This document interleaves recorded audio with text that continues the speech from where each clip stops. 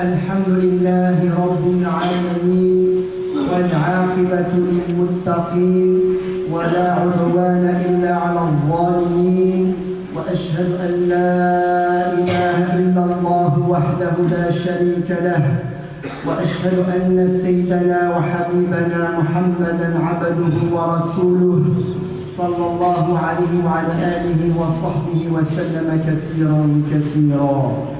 يا أيها الناس اتقوا ربكم الذي خلقكم من نفس واحدة وخلق منها زوجها وبث منهما رجالا كثيرا ونساء، واتقوا الله الذي تساءلون به والأرحام إن الله كان عليكم رقيبا. يا أيها الذين آمنوا اتقوا الله ولتنظر نفس ما قدمت لغد واتقوا الله خبير بما تعملون.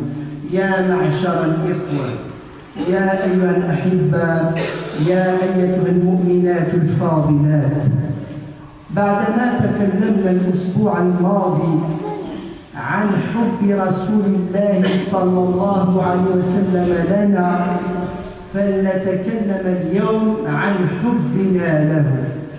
ما هو معيار حبنا لرسول الله صلى الله عليه وسلم؟ وهل يمكن لنا بظاهر الأعمال أن نميز محب عن غيره؟ وكم سمعنا من خطابات حول الاتباع والتحذير من الابتداع والتشديد في ذلك، وفي جزئيات من حياة رسول الله صلى الله عليه وسلم، كأن الحب كله يدور حول هذه الجزئيات. فما هو المعيار الحقيقي لحب رسول الله صلى الله عليه وسلم؟ وهل له فعلا علامات ظاهرة؟ وما هي الحياة أو ما هي الأسوة التي ينبغي أن نتبعها في حياة رسول الله صلى الله عليه وسلم؟ فتخيلوا لو أحد الأئمة أو أحد العلماء خاطب الناس وأخبرهم بأن رسول الله صلى الله عليه وسلم ينهى عن شيء، فكان رد الناس لا نستطيع، أي يخبرهم هذا الإمام هذا العالم أن رسول الله صلى الله عليه وسلم ينهى عن شيء، والناس يجيبون به لا نستطيع. أكيد أكثرنا، كلنا أو أكثرنا سيجيبون هذا دلالة العصيان، الفسق، عدم الرضا بأمر رسول الله، هذه دلالة على عدم محبة رسول الله. كيف ترفض نهي رسول الله صلى الله عليه وسلم؟ هذا ما سيفكر فيه الأكثر. وأكثر من ذلك وأعظم من ذلك، هؤلاء الناس لا يقولون لا نستطيع لظروف خاصة أو لرفع الحرج أو للمشقة، يقول لا نستطيع لأنه ليس من عادتنا أو لا تشتهيه أنفسنا لا تشتهي هذا الأمر ويشق على أنفسنا، وهذا النهي لا يدعنا نرتاح ونتمتع ببعضنا البعض، لكان الأمر أعظم وأكثر. كما قلت سابقا، يعني الورع من الأئمة أو العالم لقال هؤلاء فسقة، ردوا أمر الله ورسوله، أعرضوا عن أمر الله وقدموا بين يدي الله ورسوله. إلا أن يعني عجب العجب ما أقول لكم الآن، أو هذه ردة الفعل أتت، أي نهي من رسول الله صريح واضح، وردة الفعل من هؤلاء لا نستطيع جاء من أشد الناس حبا لرسول الله، هم الذين قالوا ذلك. فالآن سيتبين لنا معيار آخر في حب رسول الله صلى الله عليه wasallam. Ainsi je disais, mes chers frères, dans ce mois béni, restons en compagnie du prophète Mohammed sallallahu alayhi wa sallam. Après avoir parlé la dernière fois de l'amour qu'il a pour nous, il aime tous les musulmans sans exception, il aime l'humanité sans exception.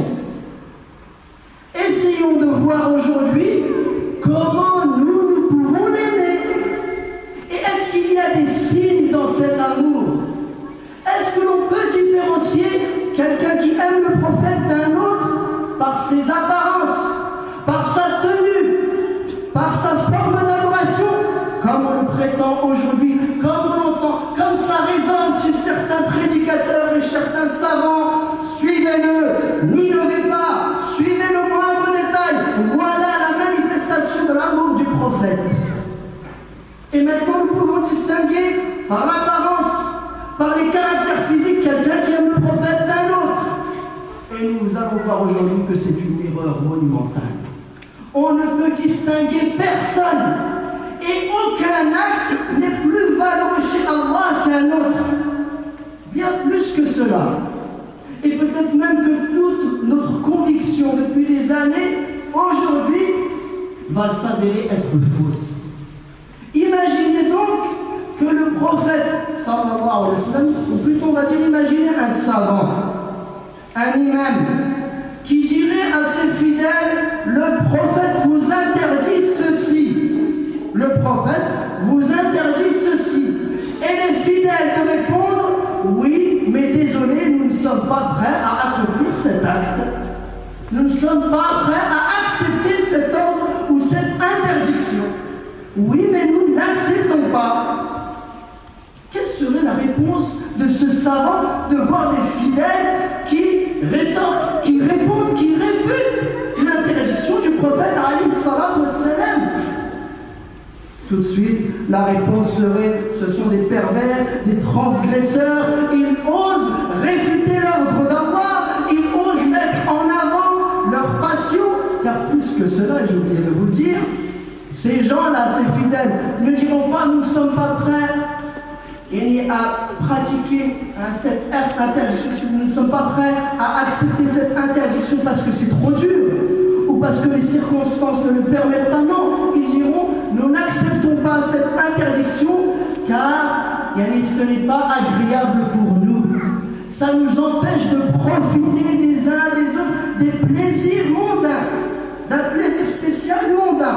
Voilà pourquoi nous réfutons cette interdiction du prophète alayhi salatu wassalam.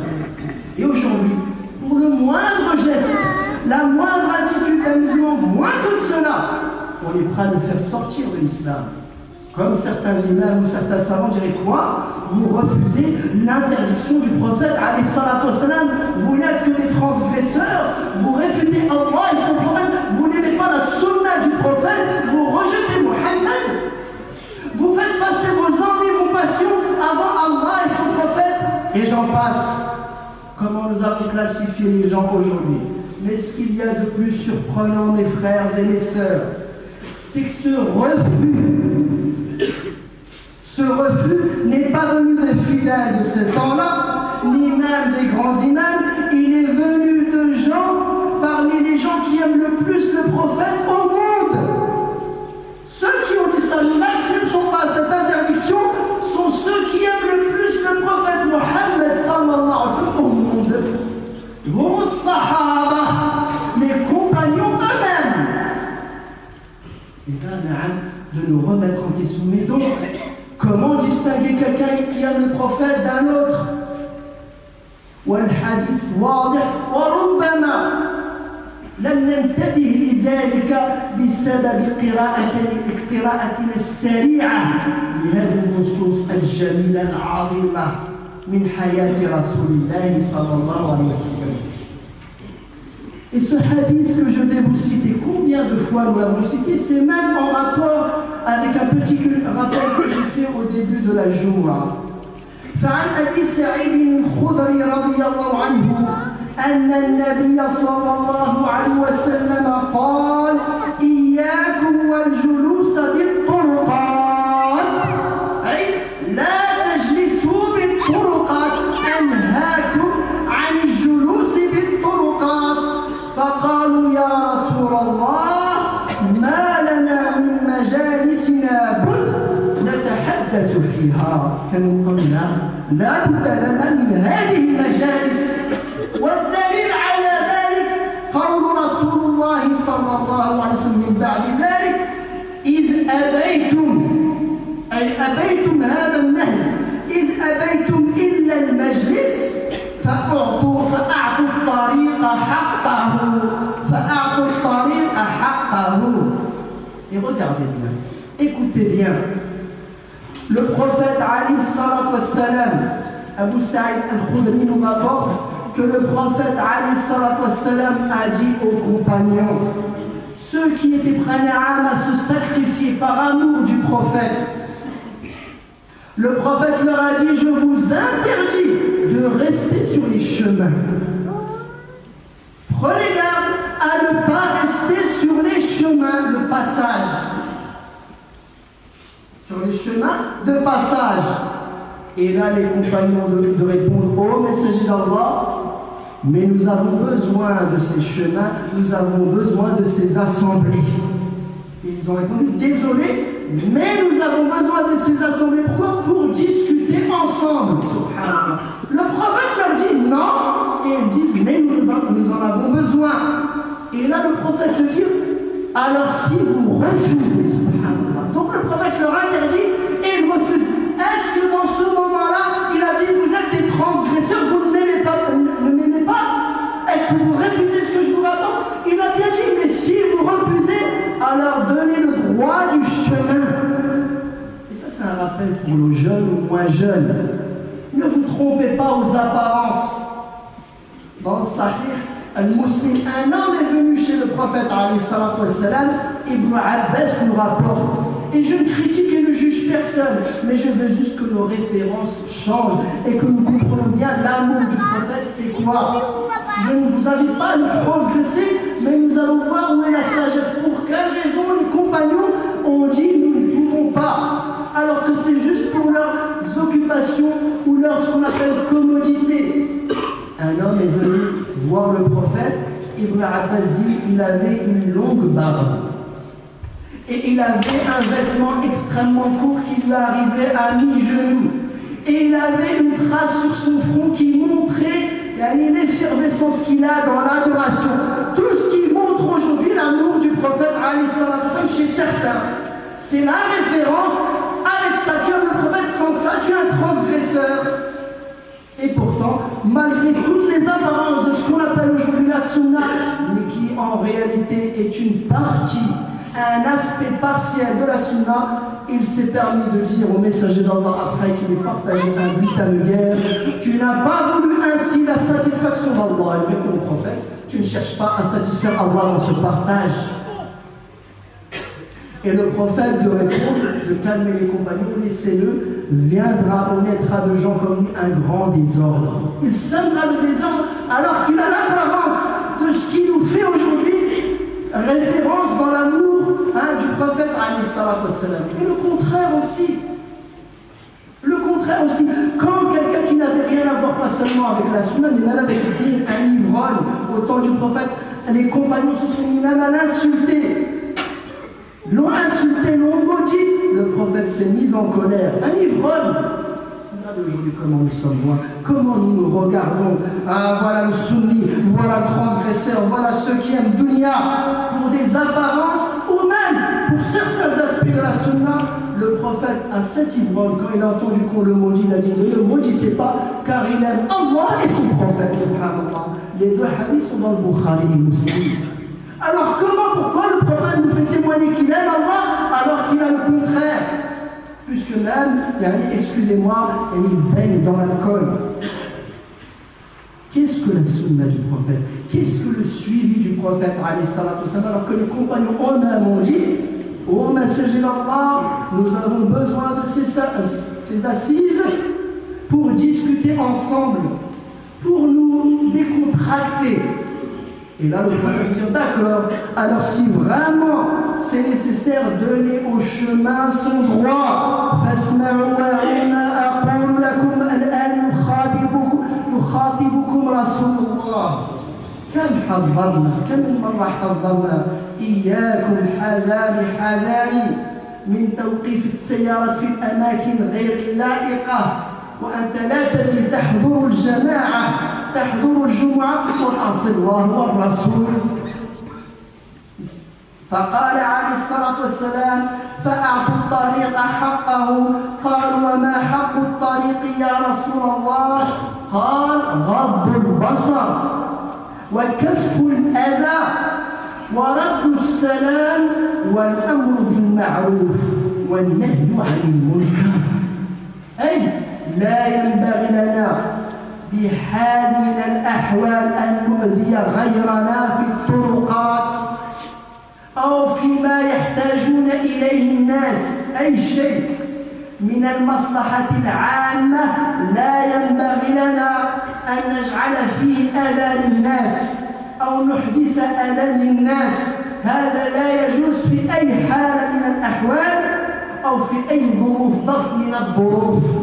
فالذي يأتي نعم يبتغي الأجر ويؤذي غيره إما بالسيارة أو حتى برفع الصوت بالقرآن حتى في بيته ويزعج غيره فيخالف الآن مباشرة الله والرسول، وإن زعم للصلاة وقيام وشكر أنه مسلم محبا لرسول الله صلى الله عليه وسلم.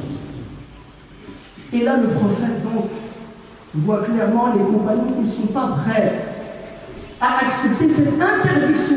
Regardez, subhanallah, nous aujourd'hui, comment nous avons transformé les choses. Le prophète, alors d'accepter, il y a mis de bon cœur et de leur dire, alors si vraiment vous ne pouvez pas, donnez au chemin son droit. Et attention, et là je le répète une dernière fois, c'est pas moi qui m'adresse à vous personnellement, ni même les responsables de la mosquée, ni qui c'est le prophète sallallahu alayhi wa sallam qui s'adresse à vous. Et qui dit, si vraiment vous devez rester dans les chemins, alors donnez le droit au chemin. Et les compagnons de dire, mais quel est ce droit? Le prophète de dire, baissez le regard, ne nuisez à personne, ne faites pas de nuisance. Et ça, c'est un message aux jeunes et moins jeunes. Quand vous venez à la mosquée, où mettez-vous votre voiture? Où stationnez-vous? Même quand on sort des mosquées, on sort même des lieux publics, des lieux dont tout le monde a besoin. Nous gênons le passage, nous aimons les entrées et les sorties pour discuter justement. Et là, manifestement, alors qu'à la base, écoutez bien, c'est interdit de rester dans les chemins.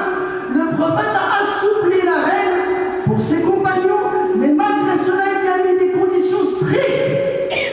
Et même, malgré ta ferveur, ta piété, tu viens avec l'aspect de la religion, l'aspect de la sunna, mais tu gênes les autres, même au nom de Dieu, mettre le Coran à haute voix, même chez toi, et tu sais qu'à cause de ça, tu vas gêner quelqu'un, tu désobéis à Allah et son prophète, et tu n'as rien compris de la sunna. Alors arrêtons de jouer les héros, les bons musulmans, nous faisons ce que nous voulons, nous plaisons à Allah, c'est faux, Allah te déteste même si tu vas faire la prière parce que tu désobéis clairement à ce que le prophète t'a demandé.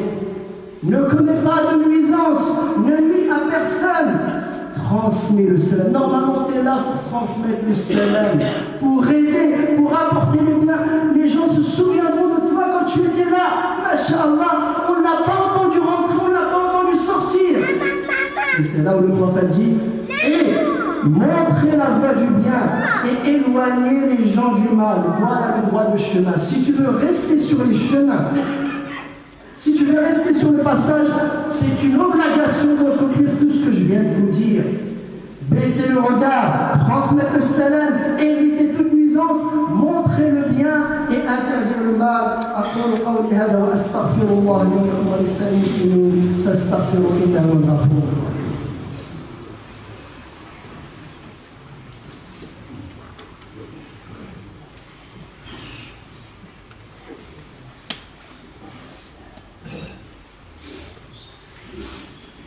بسم الله الرحمن الرحيم. الحمد لله نحمده ونصلي على رسوله الكريم صلى الله عليه وعلى آله وأصحابه أجمعين. فماذا نفهم من هذا الحديث العظيم المبارك؟ هذه هي السنة، الفهم الصحيح، الفهم السليم، وليس فهم واستنتاج البعض هي سنتهم هم، ولكن نحن نريد سنة محمد صلى الله عليه وسلم، سنة الهدى، سنة الرحمة. فالنبي صلى الله عليه وسلم نهى أصحابه عن مجالس الطرقات سدا لذريعة أداء المارة، فأخبروه أنهم محتاجون إليها لمجالس أنسهم، فأجازها لهم بالشرط الحرص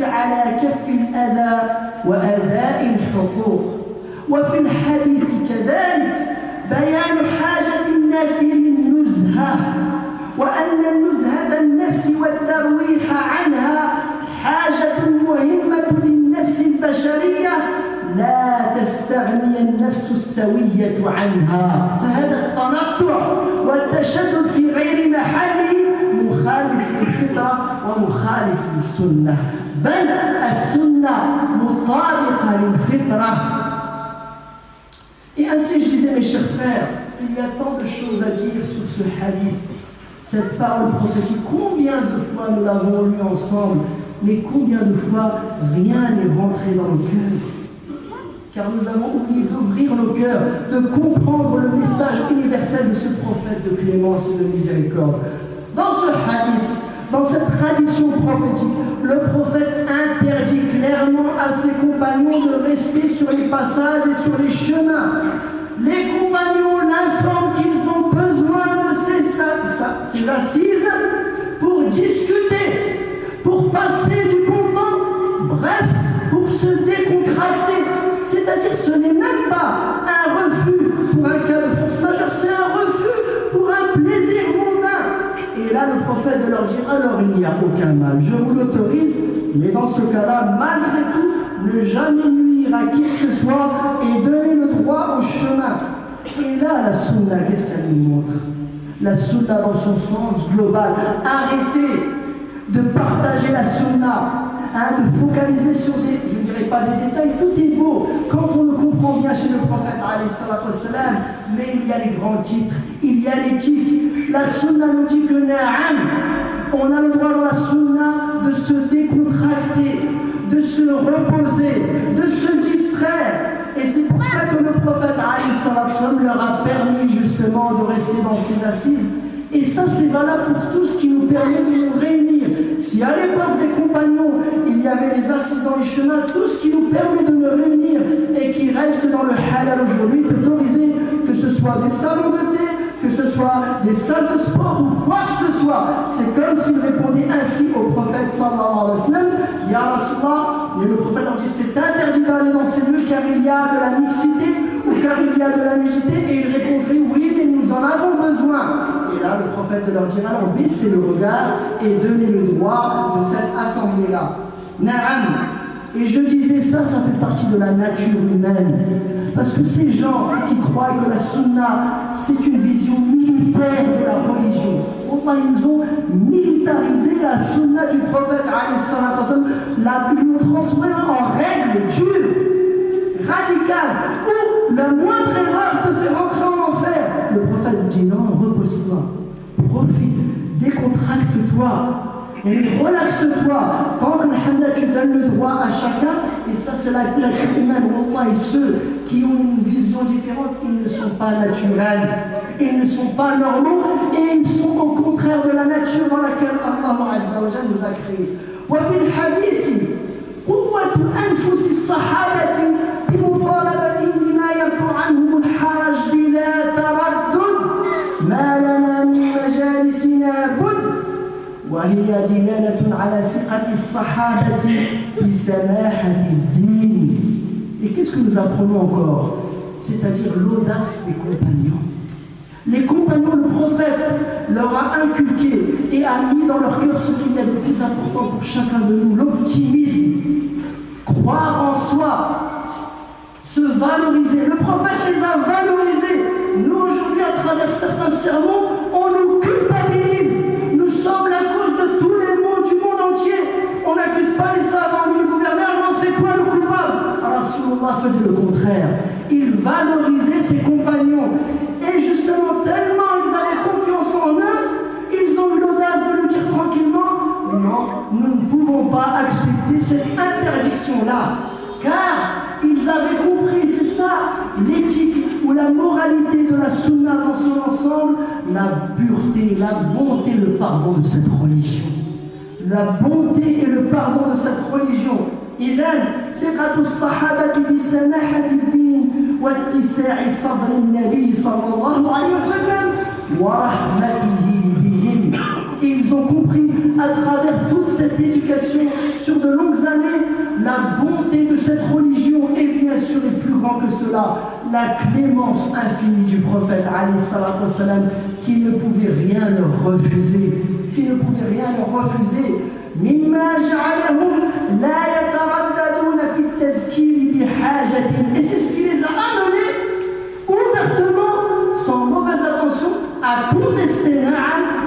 détester ce que le prophète leur a demandé. Et en aucun cas, comme on pourrait le croire aujourd'hui, c'est un signe de désobéissance, un signe de transgression, un signe de l'éloignement du prophète. Non. La confiance qu'ils avaient, l'amour qu'ils avaient, le vrai amour qui débordait, leur a fait comprendre que le prophète est grandiose et magnifique, et il ne va pas focaliser sur ceux qui aujourd'hui nous avons agrandis, mais pour eux à leur époque c'était juste un détail. فما أشد بعد ما بين تربية النبي صلى الله عليه وسلم لأصحابه على قوة الرأي وثقة في النفس وتربية شيوخ هذا الزمان للناس على تغييب العقل وهواء النفس. Et regardez la différence flagrante et monumentale entre l'éducation du prophète basée sur le courage, l'audace, la fierté, l'optimisme, quitte même à utiliser sa raison, à croire en nos capacités, et l'éducation qu'on reçoit aujourd'hui militaire. Nous ne sommes que des soldats qui n'avons pas le droit de réfléchir, c'est s'opposer à Allah et à son prophète, et qui nous ont transformés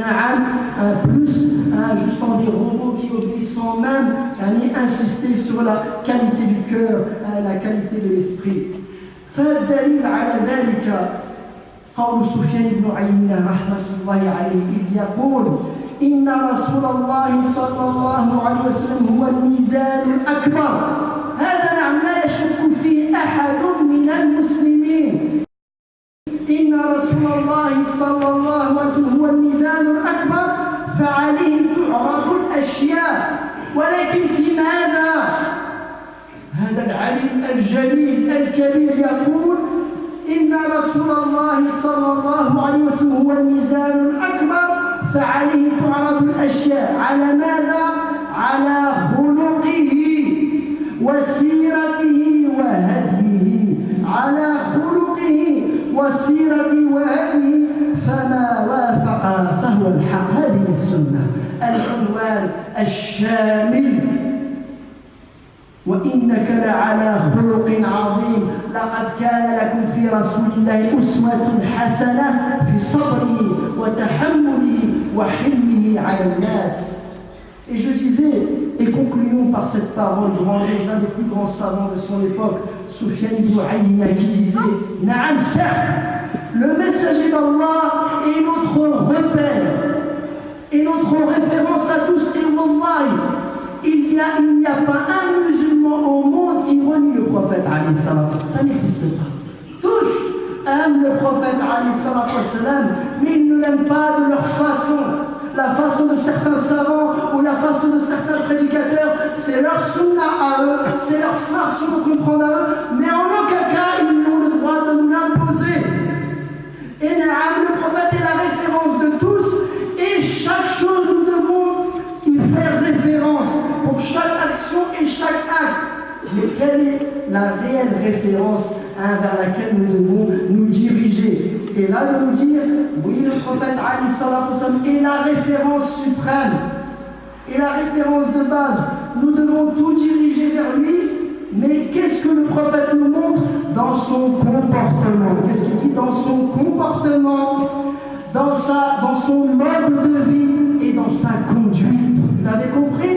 Dans son comportement, dans son mode de vie et dans sa conduite. Et pas juste focaliser sur certains points et nous dire voilà la sunna, grâce à ça nous irons au paradis. Et tout ce qui est en accord avec son mode de vie, avec sa conduite et son comportement, c'est la vérité. Voilà la sunna. Allahumma taqabbal minna innaka as-sami'ul 'alim wa tub 'alaina innaka antat tawwabur rahim waghfir warham wa taghfir rahimin. وأخيرا ندعو لأحد السيدات طلبت منا الدعاء وقال لي أن أجري عليها عملية. اللهم اشف مرضاها واشف مرضى جميع المسلمين. وكذلك أحد الإخوة الله رزقه بنتا، اللهم اجعل هذه البنت من الصالحات الطيبات وارزق سعادة الدنيا والآخرة واجعل قرة عين والديه يا رب العالمين. أحد الإخوة هو الأخضر من العزاويني اللي أصيب في البلد، اللهم اشف مرضه، اللهم اشف مرضه، اللهم رده إلى أهله آمنا سليما معافى يا رب العالمين. وأخيرا دعاء لأحد الإخوة هي الحاجة فاطمة طلبت من الدعاء اللهم بارك لها عليه في أهلها وبارك لها في أولادها وارزقها سعادة الدنيا والآخرة واجعل الصدقات في ميزان الحسنات يا رب العالمين وبارك في جميع الحاضرين يا رب العالمين. Il y a avant de conclure, donc nous avons fait quelques doigts pour tous les frères qui m'ont demandé, mais je tenais à faire une dernière doigt exceptionnellement pour vous tous, du fond du cœur de la part de nos frères pakistanais qui m'ont remercié en votre nom bien, qui m'ont remercié pour les dons que vous avez fait. Ils ont été débordés, ils ne s'y attendaient pas, qu'ils ont rempli plus de 6 containers de vêtements de tout ce qu'ont besoin nos frères syriens. Et ça, c'est l'amour du prophète sallallahu alayhi wa sallam. Ça, c'est la sunna du prophète sallallahu alayhi wa sallam. Et ça, tant que c'est en nous, nous n'avons pas de culpabiliser. Nous sommes dans le chemin que le prophète nous a montré. Continuons ces efforts-là et Inch'Allah nous rencontrerons le prophète alayhi salam et il sera fier de nous bi'idhnillah. Allahumma taqabbal minna innaka antas sami'ul 'alim wa tub 'alaina innaka antat tawwabur rahim waghfir warham wa anta khairur rahimin wa sallallahu ala sayyidina Muhammad wa ala alihi wa ashabihi ajma'in. Subhana rabbika rabbil 'izzati 'amma yasifun wa salamun 'alal mursalin walhamdulillahi rabbil 'alamin wa qumu ila salatikum.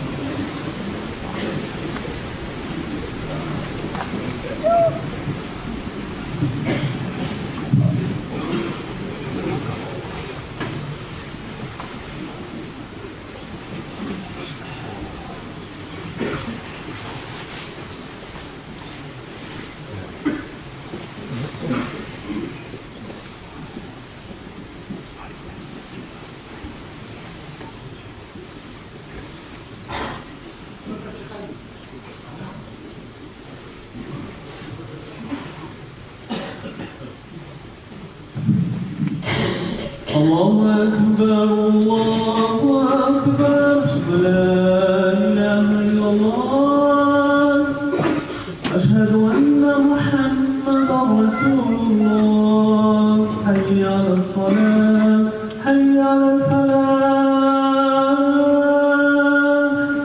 قد قامت الصلاة قد قامت الصلاة الله أكبر لا إله إلا الله.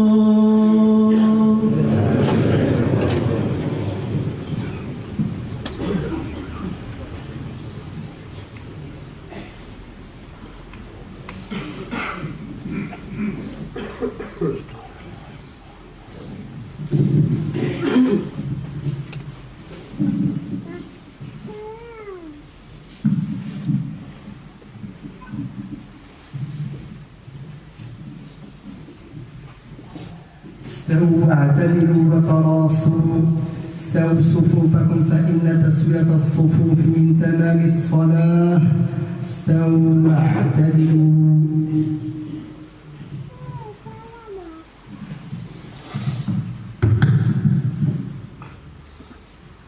الله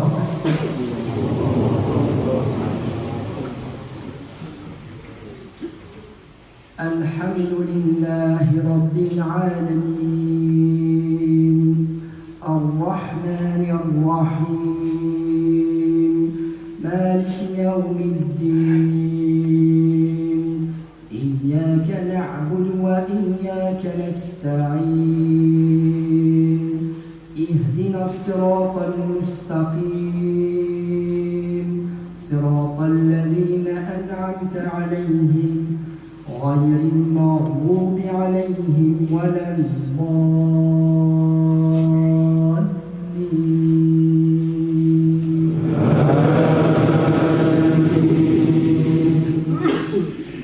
يوم تجد كل نفس ما عملت من خير محضرا وما عملت من سوء تود لو أن بينها وبينه أمدا بعيدا ويحذركم الله نفسه وإلى الله المصير. قل إن كنتم تحبون الله فاتبعوني يحببكم الله ويغفر لكم ذنوبكم والله غفور رحيم. قل أطيعوا الله والرسول فإن تولوا فإن الله لا يحب الكافرين.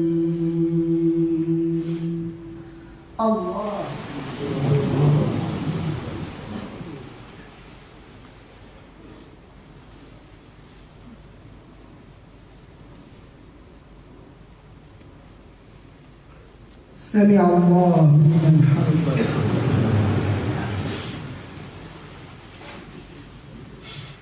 الله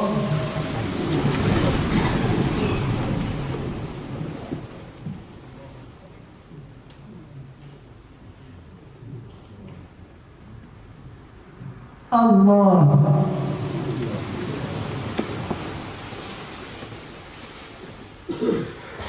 الله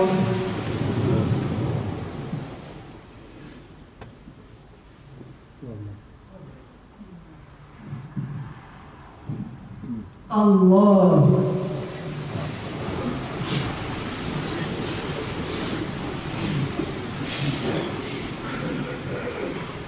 الحمد لله رب العالمين الرحمن الرحيم مالك يوم الدين إياك نعبد وإياك نستعين اهدنا الصراط المستقيم صراط الذين أنعمت عليهم غير المغضوب عليهم ولا الضالين.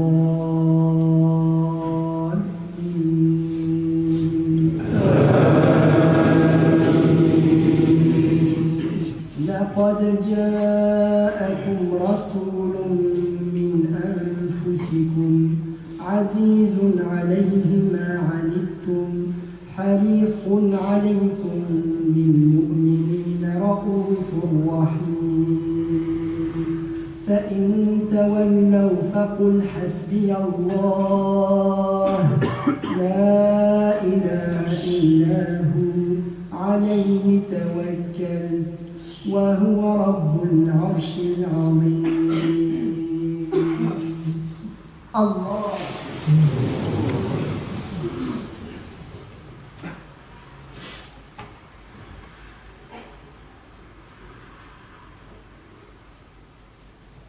سمع الله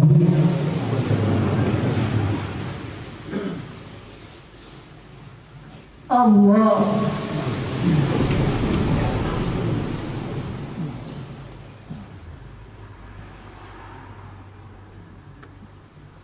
الله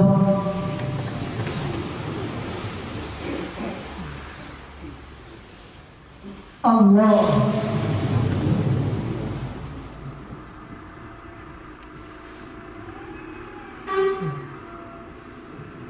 الله